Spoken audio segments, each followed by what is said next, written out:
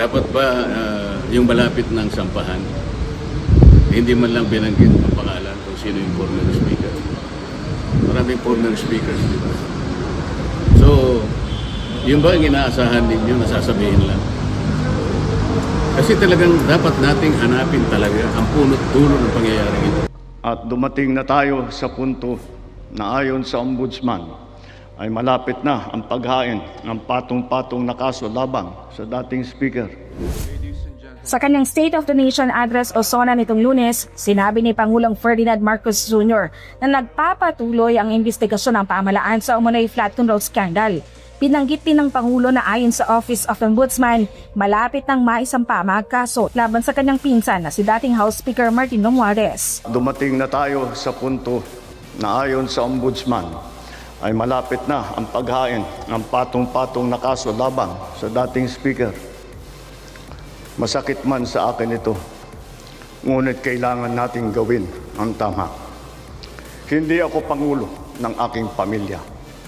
Hindi ako pangulo ng aking kaibigan. Agad namang dumipensa si Romualdez at iginiit na wala siyang nilabag na batas at handa raw niya itong patunayan. Kinilala naman ng Office of the Ombudsman ang naging pahayag ng Pangulo at nagpasalamat na hinayaan umano nitong malayang gampanan ng tanggapan ang mandato nitong magsagawa ng investigasyon at sundan ang ebidensya saan man ito humantong, kabilang na ang case build-up laban kay dating House Speaker Romualdez.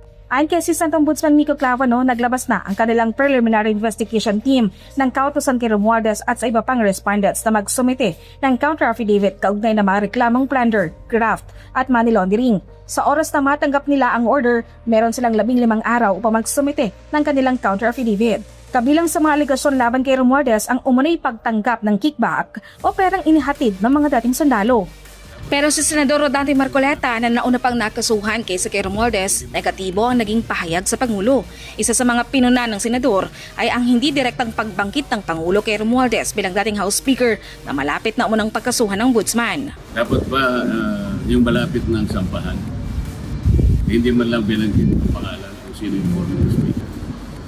Maraming former speakers. So, yun ba ang inaasahan ninyo na sasabihin lang? Kasi talagang dapat nating hanapin talaga ang punot dulo ng pangyayaring ito.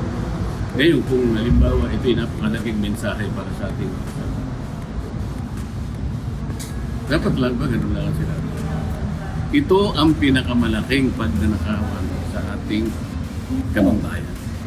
Di ba higit doon ang dapat na inaasahan nating lahat? Lalo na kayo sa media, kayo po ginagamit ng ating mamamayan para malaman nila ang nagagawa. Ano ibig sabihin ng SONA? Pagtalakay sa kabuuan. Nasaan si Pangandaman? Nasaan si Bersamin? Lucas Bersamin, Adrian Bersamin, Raikib Ulayba. Walang nakukulong. Tapos si Martin Romualdez, investigasyon pa rin. Mag-iisang taon na. Kaya nga sinasabi ko parati, mas marami pang nakasuhan dun sa mga sumisigaw laban sa korupsyon kaysa doon sa nangyaring korupsyon sa ating bansa. Samantala sa mismong araw ng SONA ni Pangulong Marcos, inilabas ng Sandigan Bayan 3rd Division ang warrant of arrest laban sa nakaupong Usuwag Ilonggo Party List Representative James Jojo Ang. Hindi na dumalo sa SONA si Ang at tumiretso sa Sandigan Bayan upang maghain ng piyansa. Ayon sa Clerk of Court ng Sandigan Bayan 3rd Division, voluntaryong sumuko ang kongresista noong hapon ng Lunes, July 27, 2026. Naglagak siya ng 90,000 pesos na piyansa para sa isang bilang ng kasong graft. Wala nang iba pang akusado sa naturang kaso.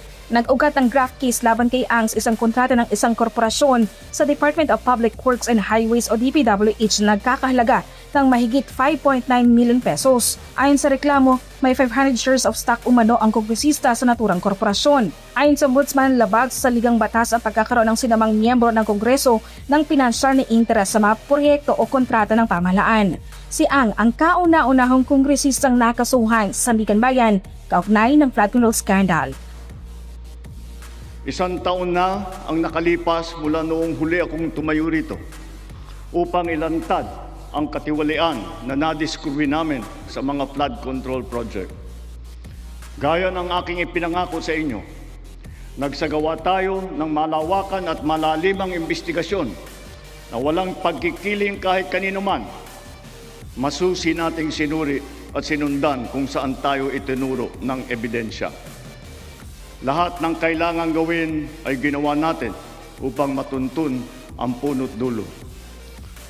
Mayroon ng mga unang nakasuhan at nakulong, mga kontratista, matataas na opisyal, pati na mga mambabatas. At dumating na tayo sa punto na ayon sa Ombudsman ay malapit na ang paghain ng patong-patong na kaso laban sa dating speaker. Masakit man sa akin ito, ngunit kailangan nating gawin ang tama. Hindi ako pangulo ng aking pamilya. Hindi ako pangulo ng aking kaibigan.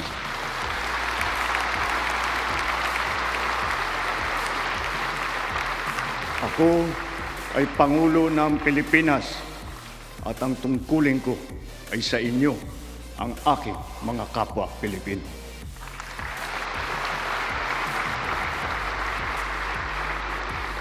Kaakibat ng mga naisampang mga kaso, tiniyak ng inyong pamahalaan na mababawi mula sa mga nagsabwatan ang nakuha nilang pera ng taong bayan. Gayon din, pinigilan natin ang paglabas ng pera ng bayan na ipambayad pa dapat sa mga depektibo, peke o guni-guning mga proyekto at mapupunta lamang sa mga bulsa ng mga tiwalaing kontraktor at opisyal. Halos 25 bilyong piso ang halaga ng nabawi, frozen at napreserbang mga pera at ari-arian ng mga akusado. Ang mahigit 800 milyong piso dito ay agad nating nabalik sa Treasury. Lahat ng mababawi mula sa mga sangkot na tiwali ay agad ibabalik sa kaban ng bayan. Ipinapaubaya na natin ang pag-uusig sa Ombudsman at sa ating mga pinalakas na National Prosecution Service. Nananalig din tayo sa makatarungang hatol ng hukuman. Makakaasa kayo na ang gulong ng hustisya ay tumatakbo. Sir, reaction lang po, yung flood control po, isa sa mga naging topic po sa SONA.